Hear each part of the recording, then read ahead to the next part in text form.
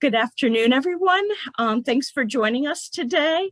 I am pleased to present Bid Protest 101 by Daniel Strouse. Before I turn it over to him, I will tell you a little bit about Streamline. We were founded in 2012. We provide fractional support contract management services to small government contractors and also mid-sized government contractors, where we provide surge support. And I am again proud to be here with Daniel Strouse, who is an attorney at law at Cordatis LLP, and he is going to present Bid Protest 101. So I'll turn it over to Daniel. Thanks, Karen. Again, my name's Daniel Strouse. I work with Cordatis LLP. We are a small government contracts law firm in Arlington. We represent contractors of all sizes for all sorts of issues, from protests to small business compliance issues to claims as necessary.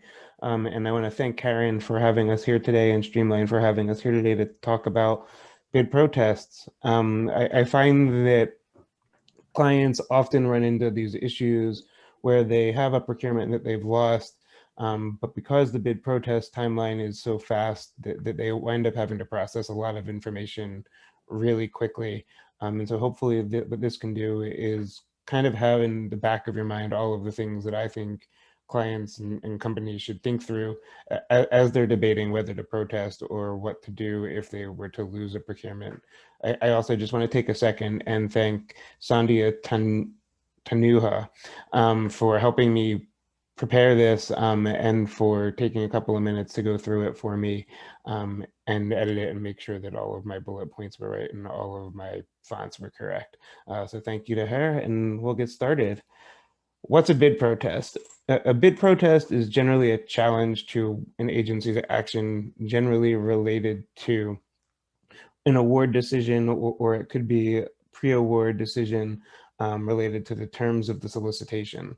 So this can come in two forms. It can come when you believe that the government has issued a solicitation that makes it difficult to bid properly, or that offerers aren't going to bid on the same level, or it can come if you're either kicked out of a competition or kicked out from an award, such that another company receives an award.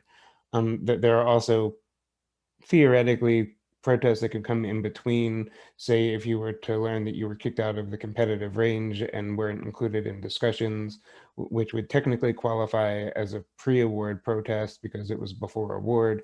Or you could have a situation where there's an organizational conflict of interest for company X, and you know that they're going to be considered for award. That might also be a pre-award protest, but it doesn't really fall within the categories of a general improprieties in solicitation. What do protests look like generally? Protests, what you have here are statistics for GAO, which is the office where most companies file their protests. So as we'll discuss in a little bit, one can also file their protests directly with the agency or with the Court of Federal Claims. Here what you see is that over time, protests have really seemed to start to slow down, particularly in the last 2 years. You'll see that in 2017 and 2018, there were about 2,600 protests a year. But in the last 2 years, we're much closer to 21 or 2,200. And the reason for that can be a lot of things. It can be associated with clients not wanting to spend the money on protests. It can be associated with the government doing a better job notifying companies as to why they were kicked out and keeping the need to protest lower. But I tend to think one of the bigger reasons is that you see the sustain rate, which has gone from 23% in 2016 to 15% in 2020, meaning that clients aren't winning their protests at GAO as much. Now, this is a little bit misleading because you'll see the stat below, which is an effectiveness rate, which has gone up. And an effectiveness rate combines when GAO sustains a protest with when the agency decides that your protest has merit and they take corrective action resolving it on its own. Or in the case, in some instances, when the GAO has alternative dispute resolution and they advise the government that the protest is likely to be sustained, resulting in corrective action. So even though the sustain rate seems fairly low, those only come into play when the protest goes from day 1 through day 100, whereas the effectiveness rate really impacts whether or not you win or lose the protest. The other reason that the protests may be going down is that clients are obviously becoming more keenly aware that just because you win a protest doesn't mean you necessarily are going to win an award. And so even if you win the protest and the government determines that they acted improperly, you still may wind up with the government fixing the problem, but that doesn't result in you receiving an award. And in that case, you spend a lot of money and time with very little actual tangible benefit to the company. And so clients, I think, are becoming more aware of that issue. I mean, we're trying hard to make sure that we're advising them of that issue so that if we're protesting, we're making sure that it's in a case where not only can they win the protest, but also be in a place where they could win an award. What can we protest? We can protest a lot of things. We can protest what used to be a good old-fashioned procurement under FAR Part 15. We can protest commercial procurements. We can protest GSA schedule procurements. But what's happening more and more frequently, as everybody seems to know, is that rather than make a good old-fashioned procurement, we're getting task orders under these large multiple award IDIQ contract vehicles. And in those instances, you can protest provided that the contract or the task order is valued over $10 million for civilian agencies and over $25 million for Department of Defense contracts. And you can only protest these at GAO. In I think a slide, we will talk about where to protest, but for task order procurements, you need to hit the dollar threshold, and you also need to make sure that you can, or not you make sure, you also can only protest those at GAO. Which leads to, where can I protest? You can protest generally in 3 places. The first place you can protest is directly with the agency. And again, these are only for procurements that are not task orders, but you can protest with the agency. Generally speaking, I advise clients that this is largely a waste of time. You're effectively asking the government to evaluate its own award decision and to see if they did it properly. And that doesn't tend to work. The government is pretty convinced that they did things properly the first time. And so protesting with the agency in a post-award context, or even in the context of being excluded from the competitive range, doesn't tend to work. However, this may be effective in a context of solicitation impropriety or concerns about the solicitation. In that context, you may want to protest with the agency because you don't want this to become a big deal. You don't want to put your name out there before GAO or before the Court of Federal Claims. You want to resolve this quietly and tell the government that you're confused. You don't understand why Section A of the solicitation says one thing and Section B of the solicitation says another thing, and you're not sure how you were supposed to bid. And you've asked questions and they haven't answered your questions properly or in a way that makes you feel like you know what to do. And so you don't want to go to GAO and turn this into a real litigation battle. You just want to say, hey, look at us, we're over here, and maybe you protest at the agency. The second place you can protest is at the Court of Federal Claims. I've found over the past year or two that protesting at the Court of Federal Claims is a little bit less arduous than it used to be, though it is still the most expensive avenue for protesting, and comes with the downside that you don't get an automatic stay of performance, which is what you do get at GAO. So if one were to protest an award decision to a competitor, the benefit of filing at GAO is that you'll get an automatic stay. The government will not be able to perform the contract if you protest on a timely basis while the protest is pending. At the Court of Federal Claims, absent agreement from the government, you need to ask the court for an injunction, which makes this a more expensive process. Yes, Karen. You're on mute. So why would a company choose to protest at the Court of Federal Claims? That's a great question. There are a couple of reasons one could choose to protest at the Court of Federal Claims. The first is that I think you can get a little bit more equity at the Court of Federal Claims than you can at GAO. GAO is a little bit more stringent. The second reason, and I think the most significant reason, is that GAO, your record may be limited to a smaller number of documents than it would be at the Court of Federal Claims. So for instance, if I were to protest Streamline losing a contract, if Streamline were to have lost a contract, and we thought that the government's evaluation was improper because they improperly evaluated your past performance. They misguidedly decided that Streamline didn't have the wonderful past performance that we know that they have. Now we're in a spot where the government's record before GAO might just be limited to allow us to see only your proposal and only the evaluation of past performance, in order to, which would limit our ability to actually assess on a broad level whether the procurement was properly conducted. At the Court of Federal Claims, on the other hand, what you'll get is a full record. So if I filed a protest challenging, again, Streamline's past performance evaluation, the government would still be obligated to provide me with the entire record. This would include the awardee's proposal. This would include the evaluation from top to bottom. And that would allow me as the attorney, though not the client, because they wouldn't be entitled to see it under a protective order, but it would allow me as the attorney to be able to fully assess a record and see whether or not the government actually acted improperly.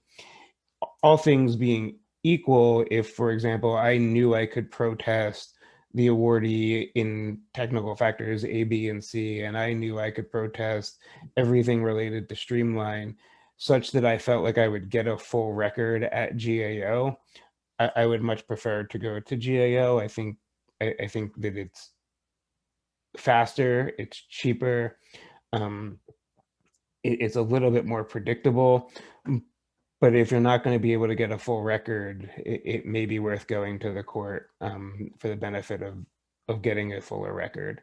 The other difference is that if you're going to lose if I were to think you were going to lose a GAO, again, GAO was a little bit more consistent in the court. If I were to have a protest ground that I felt wouldn't be successful at GAO, I might feel, depending on the merits of the case, that I could have more success at the court. Now that would obviously be based on the facts of the case, but I think that would also allow us to decide whether or not we wanted to go to court. And the last reason to go to court is if you're too late to go to GAO. The court does not have a timeline attached to its protest requirements, whereas GAO has a pretty strict timeline. So if we wound up busy and you had 5 other proposals to write, maybe you didn't get around to calling your attorney in time to go to GAO, but you would still have time to go to the court. Yeah. Where you go on. And when you say most expensive and least expensive, is that because of the number of forms that you would need to have an attorney complete, or the amount of paperwork, or why is it more or less expensive? Sure. The court is more expensive because, for a couple of reasons. First is, without the automatic stay, we generally have to file for an injunction right up front. And so that requires a complaint, which counts as a bid protest. And then we're writing a separate legal brief at the same time, not only expounding on the merits of the case, but also all of the other factors that go into an injunction. And those include things like the balance of hardships, and whether we're prejudiced, and how's the government harmed, and are we irreparably harmed? And so that first piece takes up a lot of time and also leads to a hearing oftentimes. And so now we're going into court and we're preparing for a hearing. And then you get to your rounds of briefings after the injunction hearing, which generally take 2 rounds, and then you're having another hearing. And so the prep time and preparing for a hearing generally makes it more expensive than at GAO, where you're filing a protest and then filing comments and then maybe filing supplemental protests, but it's all written with rare exception. such that it's cheaper to go to GAO. And it's a less formal process at GAO. So you can wind up in a situation where I might not feel the need to cite to 20 cases at GAO, but I need to do legal research to cite to 3 cases at court, and making sure that everything is copacetic and making sure that I understand all of the law and where the federal circuit is. Again, having done more of this at GAO, I think you wind up just with a little bit more knowledge and a little bit more leeway to just start that makes it less expensive. What I'm going to do now is go through the process of what I believe to be from your perspective. Now, I say that having never gone through the process from the contractor's perspective, but what I want to do is go through this with the eye towards what I would be looking for as a company, and whether or not to be making the decision to protest and what we'd be looking for. And at the end, we'll go through the process a little bit again in a different fashion. What are we looking for when we open the solicitation? The first thing you're looking for is what's the scope of work and how much is this going to cost to bid and how much are we going to price it for the government. From a protest perspective, we're looking for things that are a little bit different. We're looking to make sure that you truly understand what it is that the government is trying to procure. Are they trying to procure a widget that's 5 feet tall, or are they trying to procure a widget that's 10 feet tall? Are they trying to make sure that your system reaches every portion of the room, or are they trying to make sure that you can walk into the room and move it from part A to part B? And this obviously matters, because if you don't know what the government's looking for, you don't know how or if you can bid it. Do you understand what you're being asked to do? Does it make sense what volumes of the proposal are you supposed to be providing? Does it make sense what past performance you're supposed to be submitting? And do we understand what the government wants to see? There are so many times that a client will call and say, we lost because we submitted the proposal in this way and we thought that's what the government wanted. But you look at the solicitation and it's not as clear as it should have been.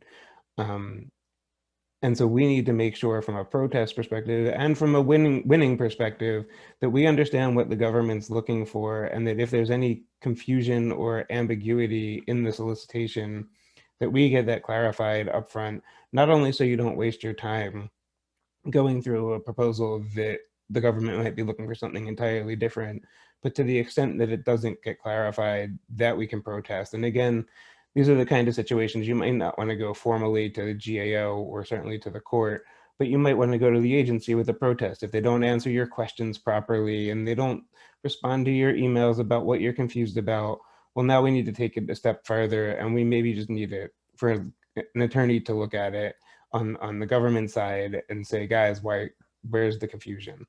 The other kind of things you're looking for are whether or not the PWS, or the statement of work, will impact competition.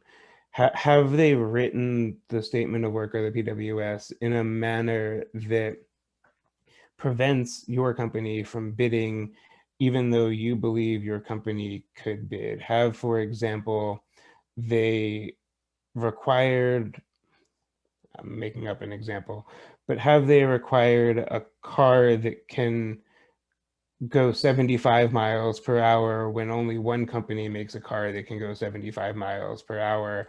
And really, they only need a car that goes 65 miles per hour.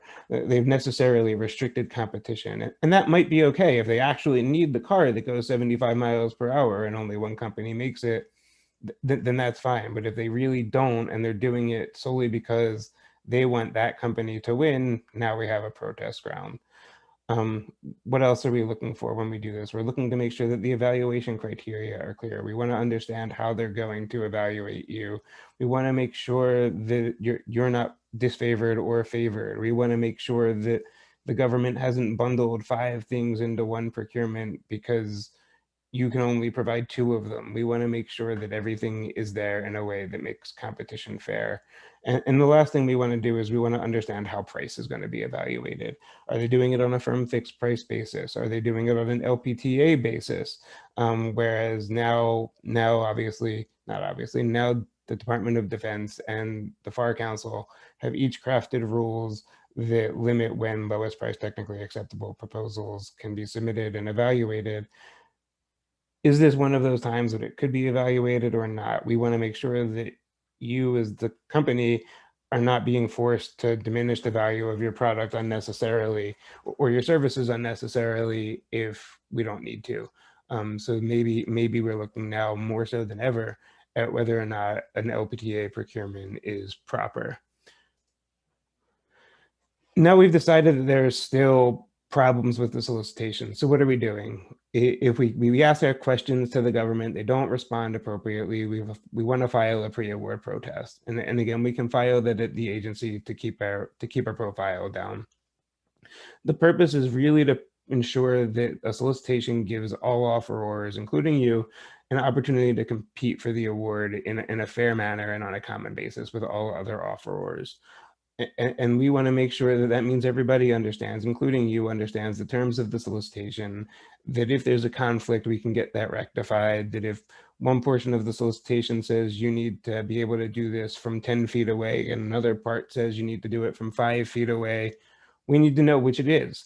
And we don't want to get kicked out because we only proposed from 10 feet away when really they were looking for 5. We want to make sure we get that in.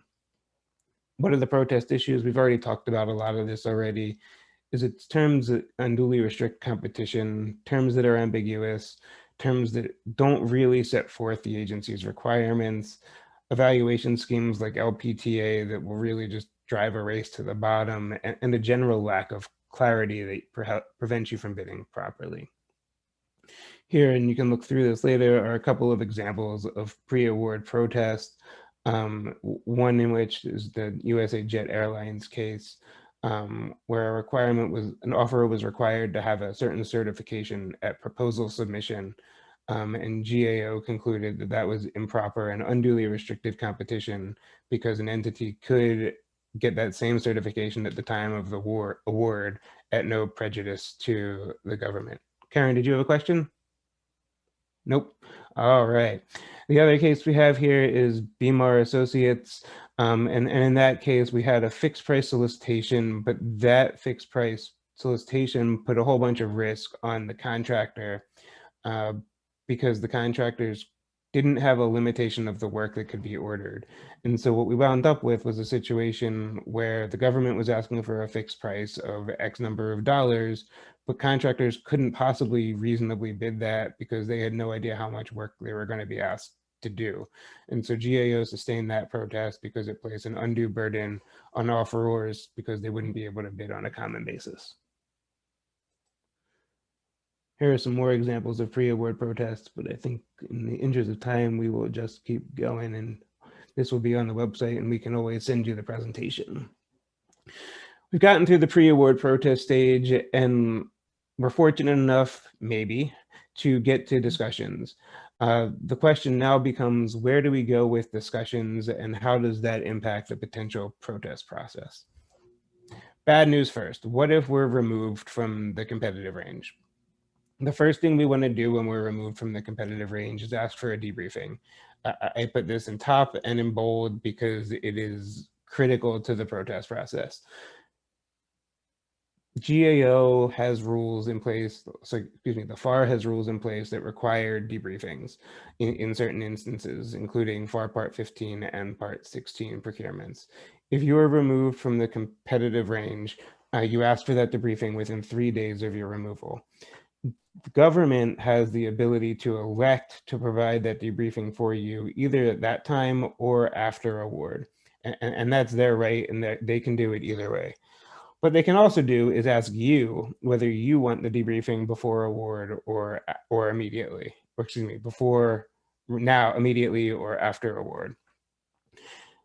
And the answer is you have to ask for it immediately. GAO has concluded that if you, as the offeror, wait for a debriefing, you have You have effectively terminated your right to protest because you didn't, quote, diligently pursue your protest grounds. And so when offered, you elect a pre-award debriefing every single time because that is what's important. Oh, I'm sorry, my dog just walked in. um, Sorry. So you want to know in this debriefing, why were you removed? You want to know how the agency evaluated your proposals, and you want to know whether or not others included in the competitive range had similar issues to your proposal. What you're looking for is whether the government evaluated you in accordance with the terms of the solicitation, and whether you were given the same opportunities as everybody else. Here you see is a list of what must be included in a competitive range debriefing. Notably, what's absent from this debriefing is information related to any of the other offerors.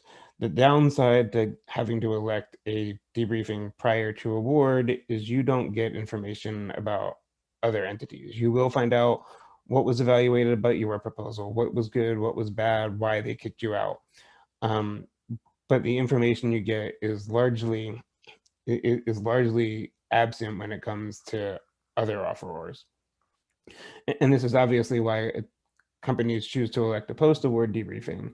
And that might be okay if you're looking just to gain information. If you're not interested in protesting, getting a post-award debriefing might make perfectly good sense. If it's a if it's a procurement that's not critically sensitive to your business, or you expected to lose, or you aren't surprised that you lost, maybe you go ahead and you take your post-award debriefing so you can learn as much as you can about that procurement. But if you're even considering protesting, you need to ask for that debriefing immediately. What happens if you're included in a competitive range? Excuse me. Yeah, what happens if you're included in the competitive range? You now need to see after the fact whether or not the discussions you get discussion questions, and those discussion questions can also reveal other information about the solicitation or the agency's thought process. Did you get discussion questions that made you realize that the government, what they're asking for in the solicitation, is completely inconsistent with what you had initially thought? Is it more clear now? Is it less clear now? Did the requests change? And if any of that's true, we might need to then file a protest challenging ambiguities that otherwise had not existed. So just because you're included in the competitive range doesn't take away from the previous fact that you need to make sure you understand what the government is looking for, make sure that it's fair to you, and make sure that no new issues have come up that need to be challenged at that time. Now we've gotten through discussions and we still lose. Where do we go from here? The first thing we do, again, is we ask for a debriefing. And we ask for that debriefing within 3 days in order for it to be a required debriefing. And what that does is it tolls the timeline for filing a protest at GAO. If you ask for a debriefing within 3 days and it's for a FAR Part 15 or FAR Part 16 procurement, you're then entitled to that debriefing. You have to accept it at the first time that the government offers it to you. The clock starts from the time the government offers you your debriefing. The debriefing can come in a lot of different forms. It can come orally, it can come written. What do you do to prepare for that debriefing? What you can do is a couple of things. You can call Karen or you can call me and you can say, hey, we have a debriefing. What should we talk about? What should we ask questions? Can we ask questions? And the answer is yes. You can prepare questions up front and you can understand what happened and you can say, we don't understand, and you can ask questions. You could also just wait patiently and figure out whether or not, see what you get from them. You can ask for a redacted source selection decision. The goal of your debriefing from a protest standpoint, which is not always the same as a business standpoint, but your goal from a debriefing is to get as much information as possible so that you have as much as you can possibly have to make a decision about whether or not you want to protest. That's going to include all of your weaknesses, all of your significant weaknesses. It's going to include price. It's going to include the rankings of offerors. It's going to include a summary rationale of the award. For DoD procurements, it's going to include an opportunity to ask questions after the debriefing that you're entitled to ask and that they're required to answer within a reasonable period of time. All of that happens before the clock ticks on whether or not you can protest. I recommend frequently that when you get to a debriefing, if it's oral, the attorneys are not included. I don't know how Karen handles those or if Karen's ever been asked to go to a debriefing. But for us, we tend to advise clients to go into these debriefings without attorneys because it makes things easier. You're more likely to get information without people in the room that make it look like you're going to protest, even if everybody knows you're going to. Go ahead, Karen. Yeah, I would agree with that. I feel like that sometimes attorneys intimidate, not that they intentionally intimidate, but contracting officers and are sometimes intimidated by attorneys. So I feel like I feel like the government is more tight-lipped when attorneys are present. I feel like that's probably true, and sometimes we do try to intimidate, and sometimes even if we don't, we do, and it's better for us not to be in the room.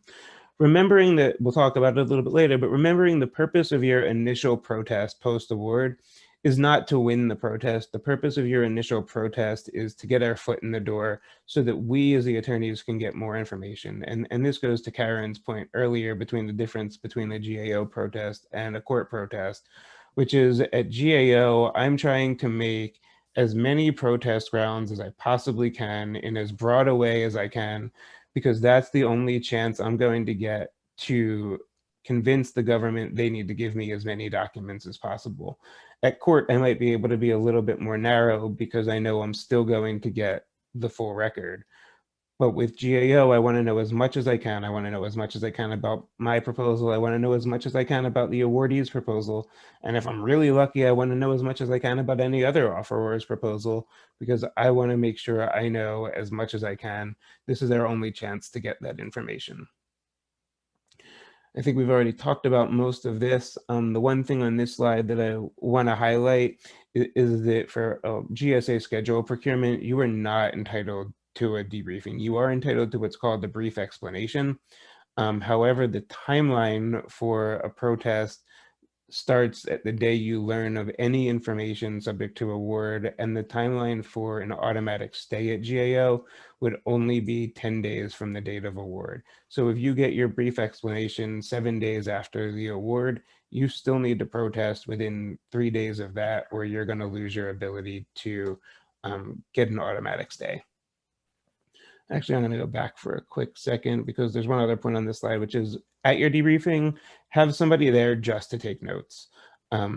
It's really easy to get caught in the moment of paying attention to what is being said and why you're angry and what the government got wrong.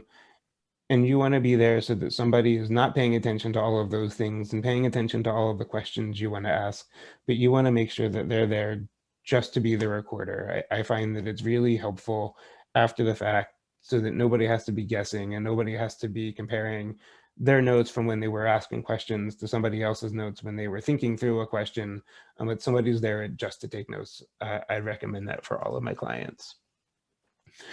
What are we looking for now with a post-award protest? We're looking for similar things to a pre-award protest, but in a different framework. We're looking for whether the government evaluated proposals equally, whether they evaluated in accordance with the terms of the solicitation, and in the event that they had discussions, whether or not they conducted those discussions properly. Did they tell you everything that was wrong with your proposal that they should have? Did they not tell you everything? Did they forget to tell you that you use the past performance reference of a totally different company? And I've seen that. You want to make sure that every issue that's available to you, we can challenge. We want to make sure that they looked at the evaluation criteria, that they didn't deviate from it. To the extent that we have information about the awardee's proposal, we want to make sure that they evaluated that properly. If they got an excellent for past performance, but you saw in the New York Times a week before that they were terminated for default on a contract, maybe that's something we want to bring up. Again, the goal at the goal at GAO is to get as much information as possible and challenge as much as we can. Timeliness for a protest. At GAO, for first, let's start with court. At the court, and this isn't on the slide, but at the court, the timelines are what's called latches. So we technically have as long as we want to file at the court. Obviously, the longer we wait, the more difficult it becomes, and certainly the more difficult it becomes to convince the court and the government to stop performing the work. So we're still going to want to move fast at the court, but if we file on the 11th day instead of the 10th day, we're probably still okay. It's a little bit more fluid. At GAO, the timelines are stringent. You have to file a protest within 10 days of when you knew or should have known of your protest grounds, or if a debriefing is required, which would be a FAR Part 15 or task order procurement, within 10 days of the end of that debriefing. To get an automatic stay, you would need to file within 5 days of the debriefing or 10 days of award, whichever is later. So your timelines are really fast. This is why we have these presentations, so you can start to think through all of the issues today, instead of the day you get the award decision and you're angry and upset and need to figure out what your next business strategies are. I hate when attorneys say this, and I'm hesitant to say it, but you want to call your attorney as soon as you can. Or you want to start writing the protest by yourself as soon as you can, or you want to call Karen as soon as you can, because she can tell you to call me as soon as you can. You want to make sure that somebody who has done this before is in a position to help guide you through it as quickly as possible. And if you do it right, you have an attorney that is telling you what to do, but also keeping you apprised of what your chances of success are, and not giving you false hope that you're going to win, or too much negative hope that you're not going to win. You want somebody who can give you an honest assessment of what your situation is. And the best way to get there is to know what's going on. What that did was kind of walk you through the process from the perspective of opening the solicitation. What the next part of this presentation does, and some of it's a little repetitive and we'll go through it a little bit more quickly, is kind of walk you through the protest process. You get a solicitation. Do we have concerns? We want to ask questions to the government when we get that. We want to discuss any concerns we have with the contracting officer. I think this is a great time to talk to Karen and say, hey, are we compliant? Do we need a teaming agreement? Do we need a subcontract? How do we make sure that we're compliant with what we need to do? You can consult with an attorney if you want to. I would probably, in a lot of instances, tell you to consult with Karen instead. I think she would be in a better position to help you. As attorneys, we're not allowed to help you with your business decisions. That prevents us from getting admitted to the protective order, because we would have competitive information about your company, and we would obviously then be more at risk to share other competitive information with you, either on purpose or by accident. And so GAO and the court have protective orders that prohibit us from being involved in your competitive decision-making process. So to the extent you have a concern with a solicitation and it's impacting, do we propose 5 FTEs or 10 FTEs? Or do we subcontract with Deloitte or Booz Allen? Those are questions that we can't really help with, but Karen might be in a better position to, and both Karen and I can obviously help with those teaming agreements and subcontracts as we get there. But now we've asked questions and we have concerns. Are issues resolved? Do we have new issues? Where do we stand? I have a procurement that I'm currently working with a client on, where we just don't understand how the government intends to conduct its audits during the procurement, and how they intend to look at different parts of what we're doing. And that's impacting how we can bid. How much is it going to cost us to be a part of the performance reviews? How much is it going to cost us to be a part of these different aspects of the audits? We want to make sure we understand that. We want to make sure that if we don't understand that, we're protesting, because that's going to impact our costs. And if we can't price it the same way somebody else is pricing it, that's a problem. And in another instance, we have a client that is the incumbent, and in this case, the client actually knows more than other offerors. My client knows certain wages and rates that other people aren't privy to. And because we're privy to it and they aren't, we actually might have to price our proposal higher than them, which could cost us the award. And so we have those concerns, and we've actually chosen to file an agency level protest, again, not wanting to make it a big issue, but wanting to make the issue clear to the government and hopefully get resolved. Can the protest be resolved? Can our concerns be resolved with a protest?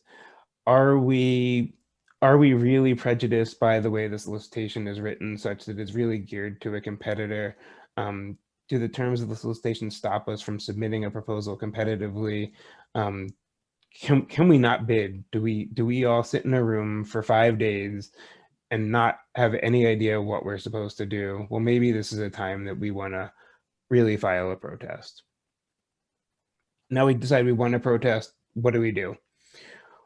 We first make the decision about where we want to protest. Generally, for an agency level protest that we hope can be resolved, we want to try and resolve it as low as possible. Is this a $2 billion procurement, or is this a $500,000 procurement? How's the customer going to react to it? How much is it going to cost for us to file the protest? What do our margins look like on the procurement? If you're going to wind up spending more on a protest, certainly in a pre-award protest, then the margins for the procurement you want to win, then you failed. Then it's the wrong business decision for you, and I want to make sure that you're in a better business position than that. And what's our chance of contract award? Everybody has a P-win for their contracts.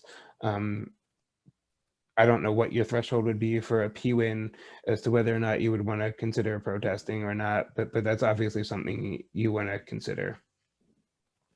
These are the different mechanisms for where we would file or you would file for yourselves. And we talked about these timelines a little bit before. If we're filing a pre-award protest at GAO, we need to file before proposals are due. At the agency, we need to file the day before proposals are due. Now, I've never actually seen this distinction in practice. I've also never risked this decision in practice. But at the agency, protests are due the day before, such that if a proposal is due at 10 o'clock in the morning, we can't file at 9 o'clock in the morning. We need to file the day before. At GAO, on the other hand, we could submit a protest until 9:59 a.m. The same rules for timeliness for a pre-award protest apply at the court. There's a decision called Blue and Gold Fleet, which requires us to challenge any solicitation improprieties either at GAO or the court before proposals are due. Any other protest issues, such as a competitive range decision, we need to file within 10 days after we knew or should have known. We talked about this a little bit earlier as well. But at GAO, there's an automatic stay if we file within 5 days of our acquired debriefing or 10 days of award. For a pre-award protest, the agency will not be allowed to make an award on a pre-award protest prior to the protest being solved. This talks through counting the days. The start date is the triggering event. We skip that day and we start on the next day. So if you have a debriefing on a Wednesday, the first day would be a Thursday. What's the impact of a pre-award protest? You can change the scope of how the procurement is issued. You can get yourself involved in a procurement that you otherwise wouldn't be involved in. You can make the playing field more fair. If you think that it's geared towards a competitor, maybe you can open up the specs so that it's more geared towards you or both of you. And if nothing else, you can get a better understanding of the procurement you're dealing with. Now, what happens when you submit your proposal, you decide to get a debriefing. We've gone through a lot of this already, so we can skip it here. And we can skip that as well. Here again is what we're looking for in the evaluation stage when we get a debriefing. Did the agency disregard portions of your proposal? Did they say that you didn't propose key personnel system engineer 1 when your proposal very clearly says key personnel system engineer 1? Did they evaluate your price as $1 million when your price was really $750,000? Did they treat you the same way as they treated your competitors? And do you feel like they treated you fairly? These are the things we're looking for. And now we get to, again, the business decision. You need to have, I say this a lot, but everybody needs to have attorneys they trust for everything. I think that for protests, everybody really needs to have an attorney that they trust, because it's one of the areas in which you as the client aren't going to get to see as much as I do, because everything is subject to a protective order. And so you need to have an attorney you trust to help walk you through the business decision that you're about to make. That's going to include cost, obviously. How much is it going to cost? Big law firm X is going to charge you Y dollars, and small law firm Cordatis is going to charge you Z dollars. Is there a difference? And sometimes there may be, and sometimes there may not be. I would hope that if I felt like the issue was bigger than I could handle, I would tell you to go to a big law firm. I would hope that a big law firm, if the issue wasn't necessary for them and it would cost you a whole bunch less to use me, would call me. And I've seen it happen both ways. What's your success look like? And what's your success defined more significantly as contract award? Success of a protest is great, and it looks really great on my resume, and it looks really great when I can put it on my website and say I won a protest. But it looks really good for me and makes me feel a lot better if I can win a protest and you can get an award out of it.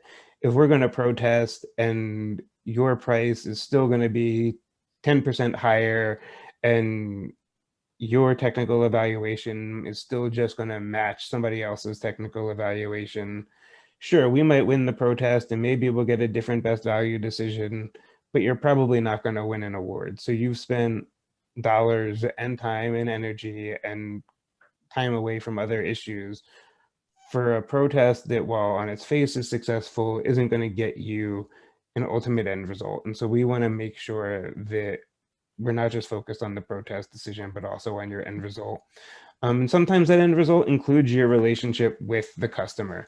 If you're dealing with the FAA, and I'm making the FAA up because the FAA actually doesn't deal with GAO at all, but if we're dealing with the FAA and you have 20 contracts with the FAA and 3 of them are up for options in the next year, is it worth potentially upsetting them over this contract? Is that the contract you really need? We need to think through these things. And the other issue we need to think through, and I had a conversation with somebody earlier today about this, is are you the incumbent? Now at GAO, a protest lasts 100 days. And if you're the incumbent, we can almost assuredly write you a protest that passes the laugh test and gives you an extra 100 days of work while the protest is pending, even if we don't think your chances of success are that great. I could stand on a soapbox and tell you that I'm pro-America and we should not be wasting taxpayer dollars on that, but I think that would be disingenuous. And I think clients need to make their own business decisions as to whether or not that's important.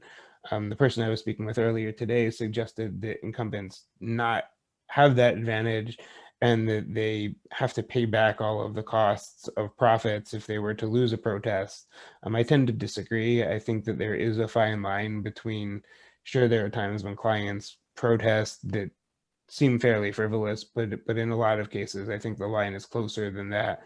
And I don't think it makes sense to discourage incumbents from protesting because they may have a fair gripe. We want to consider the impact on the procurement and your business. So for example, if you were to submit a proposal and we were to protest, what are we doing with all of the personnel that are currently sitting as overhead and can't be billed? What are we doing with the contract? Are we performing? Is somebody else performing? Have we hired a whole bunch of people now that we have to let go? Can we pay for relocation costs? We want to consider all of those things as we're considering it. Now we filed a protest. We've decided, let's go ahead. Daniel, you are the best attorney money can buy, and we want to go ahead and file this protest. What are we doing? At the agency, we are doing nothing. We file the protest and we wait for a decision. At GAO, it's a little bit better. We get a response from the agency in 30 days, and that response includes 2 things. It includes a legal memorandum from the government that explains why their position is legally appropriate. And it also includes all of the, quote, relevant documents. We then take time to go through those relevant documents and we decide two things. We decide first if you have a case, and we decide second if there are additional things we've learned that warrant filing supplemental protest grounds. Good attorneys will then pick up the telephone and call you and say, I can't tell you anything because all of this is protected, but I think you have a really good chance of winning, or I think you have a really good chance of losing, or I don't know, somewhere in between. And then you get to decide again whether we want to go forward with the protest process, whether we want to pull the protest, or whether we want to file comments and supplemental protests, depending on what the record looks like. Then we finish all of that, and GAO will issue a decision within 100 days of filing the protest. At the Court of Federal Claims, it's a much more case-specific process. There's no timeline attached to it. We will get an administrative record within a certain number of days. We will file a brief as to why we think we should win. The government will file a response. We will file a response to the government's response, and the government will file a response to our response. And then we will have a hearing. And then the court will take as long as it feels is necessary to reach a decision. I don't mean to make light of the court process. I think the court process is valuable, but I think writing it into a presentation is difficult because it varies by day.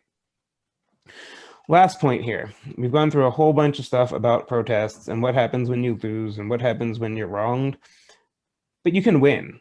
The best part of this business is we get clients and you guys win your procurements. And the worst thing that happens is you win your procurement and you find out that somebody else is protesting it and you start to worry. The GAO and court both permit and allow for intervention, which allows you as the party who won to see the record, or at least the attorney to see the record, and to work through it and to protect your rights. Remembering that the fight is generally a fight between the protester and the government, but it also leaves you as the intervener with a voice in a procurement that you won. I've become a very big proponent of intervention, and we can post through Karen's website and through my own an article that I wrote with a friend named Matt Keller, who's an attorney at a different law firm, on bid protest intervention. There are lots of different ways to do it, but I do think it's very important to have your voice at least, or at least you're somebody to have eyes for you in the process. Here's the end, which has my point of contact information, which has Karen's point of contact information, and that's what we got today. Happy opening day of baseball season.